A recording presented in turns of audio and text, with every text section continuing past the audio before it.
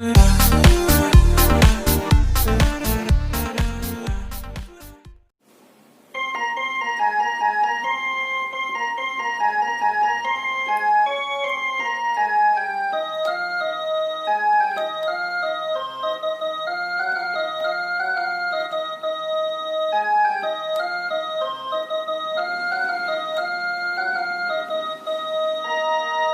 जय जोहर संगवारी हो, मैं हूं कुंदन और आज की वीडियो में प्ले करने वाला बहुत ही प्यारा छत्तीसगढ़ी गीत के बोल है वाह रे मोर पड़की मैना। तो संगवारी हो, वीडियो पसंद आई लाइक जरूर कर दो। साथ में आप हमारे चैनल में नए हो तो हमारे चैनल ला सब्सक्राइब करे पर झन भुलाओ। तो संगवारी हो, वीडियो स्टार्ट करते हैं।